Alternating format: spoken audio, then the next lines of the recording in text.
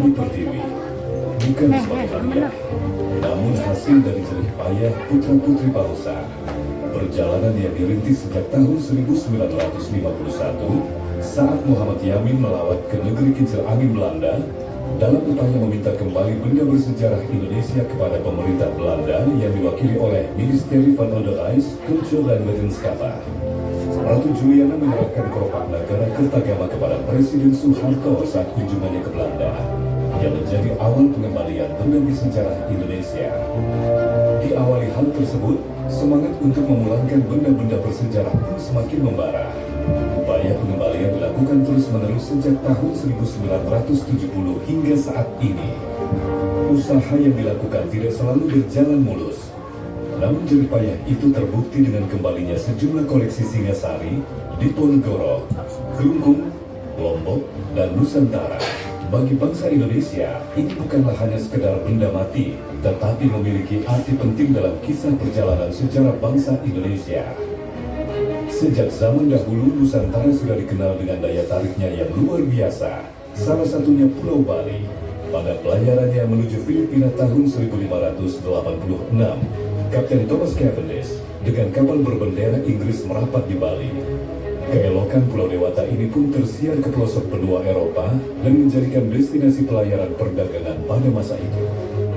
Hingga tahun 1597, eskadron Belanda yang dipimpin oleh Cornelis de Houtman setelah mengunjungi Banten memutuskan untuk pergi ke Bali dan berdiam sebulan lamanya. Awalnya semua berjalan dengan baik, namun saat VOC terbentuk, hubungan baik yang sudah lama terjalin dimanfaatkan oleh Belanda dengan mengeksploitasi kerajaan Kelungkung agar membantunya melawan Jawa dan Mataram. Tidak hanya berhenti di situ saja, Belanda pun menerapkan sistem pajak yang memaksa Raja Kelungkung menyerahkan penghasilan wilayahnya. Kerajaan Kelungkung tak tinggal diam dan melancarkan perlawanan. Pada tanggal 24 Mei 1849, pecahlah Perang Kusamba. Perjuangan Kelungkung berakhir. Pada 17 Oktober 1906, Kelungkung menandatangani kontrak politik, mengaku kalah dan takluk kepada Belanda. Belanda kemudian memonopoli perdagangan dengan menguasai pelabuhan Kelungkung yang strategis untuk melakukan perdagangan candu atau opium. Di tahun yang sama, pemerintah Hindia Belanda berhasil menganeksasi wilayah Lombok. Belanda melihat peluang untuk menyerang Mataram. Serangan dilancarkan terhadap Puri Cakranegara pada tanggal 25 Agustus. Pasukan Mataram melakukan perlawanan sengit, mengakibatkan tewasnya 100 tentara KMIL dan kekalahan Belanda.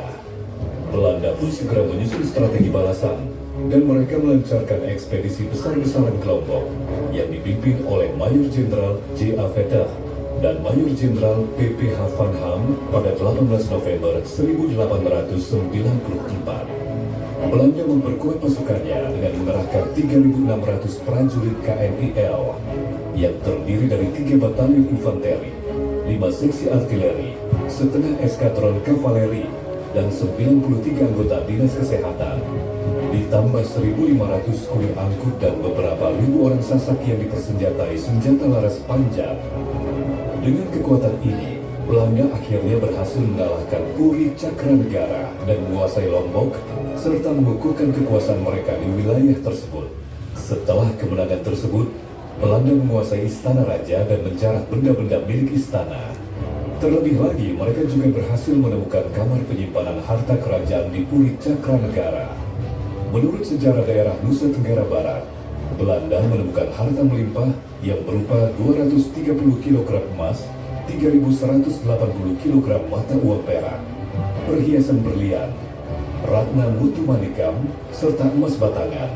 Mereka juga menjarah mangkuk, piring, kotak tembakau, kotak sirih, sendok, cawan, kain, cincin, gelang, pegangan keris, perhiasan telinga, ikat kepala, kain tenun, tempat jimat, bros berlian, dan keris. Di tengah penjarahan ini, Dr. Brandes, seorang ahli bahasa yang turut serta dalam ekspedisi militer tersebut, menemukan naskah Desa Warnana yang dikenal sebagai Kitab Negara Kertagama. Kemudian benda-benda jarahan tersebut dibawa ke Batavia untuk dipilah dan sebagian menjadi koleksi Museum Batavias Genestap. Pada tahun 1896, Barang jarah tersebut diangkut ke Belanda untuk dijual, guna menutupi biaya perang dan menyantuni janda prajurit KNIL yang gugur. Beberapa barang lainnya menjadi koleksi Rijksmuseum di Amsterdam dan pada tahun 1973 disumbangkan ke Museum Etnologi Volkenkunde. Kemunduran dialami Klungkung sejak kekalahannya tahun 1906. Genap 2 tahun berselang, Belanda membuat perjanjian lainnya dengan Kerajaan Klungkung yang menyatakan diberikannya hak atas pajak barang keluar masuk, pajak pelabuhan, dan monopoli candu kepada pemerintah kolonial. Sebagai gantinya, Belanda setuju membayar 18.422 gulden per tahun kepada Kerajaan Klungkung. Perjanjian ini menimbulkan gelombang protes dari kalangan Brahmana yang merasa Klungkung dirugikan. Ketegangan semakin memuncak yang mengakibatkan pihak KNIL menggelar patrolinya sejak 13 April 1908. 2 hari berselang, Laskar Klungkung mengambil tindakan dengan membunuh Letnan Hagenmaker. Komandan KNIL merasa terancam. Belanda mendatangkan bantuan dari Batavia.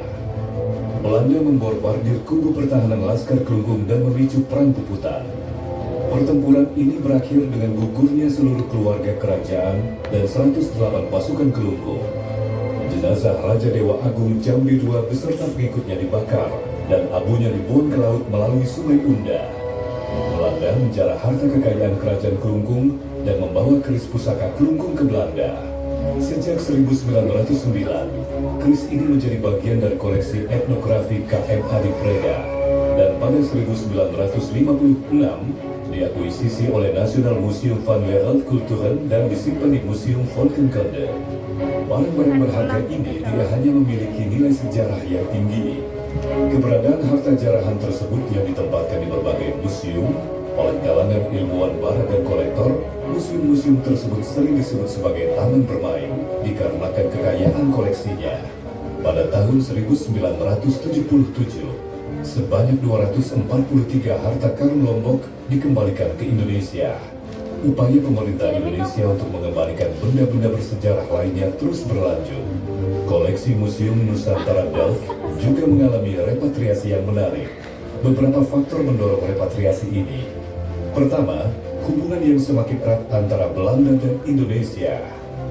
Kedua, dorongan dari seruan Presiden Macron untuk program repatriasi di Eropa. Ketiga, pengakuan sejarah yang semakin kuat terhadap benda-benda museum.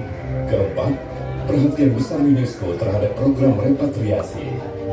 Terakhir, kesadaran generasi muda Belanda yang kritis terhadap benda-benda ilegal di museum-museum mereka.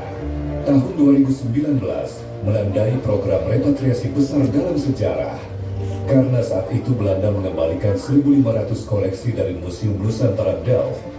Pengembalian ini terjadi bukan hanya karena museum tersebut gulung tikar, namun atas dasar kesepakatan antara Belanda dan Indonesia. Museum Nusantara Delft menyimpan benda-benda seni bersejarah dari Nusantara yang dulu digunakan sebagai bahan pembelajaran bagi calon birokrat Belanda yang akan dikirim ke Hindia Belanda. Tidak semua koleksi Museum Nusantara Delft adalah hasil rampasan atau jarahan. Ada juga yang diberikan secara sukarela atau dibeli melalui kesepakatan sah. Museum Nusantara Delft tutup pada 2013 saat Eropa dilanda krisis ekonomi. Sebanyak 1.499 benda seni dan bersejarah diangkut dengan kapal laut dari pelabuhan Rotterdam, Belanda menuju Tanjung Priok, Jakarta. Sebelumnya, 9 keris Bugis telah diserahkan kepada Presiden Joko Widodo oleh Perdana Menteri Belanda Mark Rutte. Pemerintah Indonesia melalui tim repatriasinya telah memilih benda-benda yang sesuai dan masih layak untuk diambil. Benda-benda ini diklasifikasikan dalam 7 kelompok: prasejarah, etnografi, arkeologi, numismatik dan heraldik, geografi, keramik, dan sejarah. Koleksi tekstil menjadi yang paling banyak jumlahnya, diikuti oleh wayang kulit dan wayang golek, mata uang, litografi, foto, perhiasan, dan senjata. Koleksi tertua adalah sebuah kapak berusia 5.000 hingga 1.000 sebelum Masehi dari Kalimantan.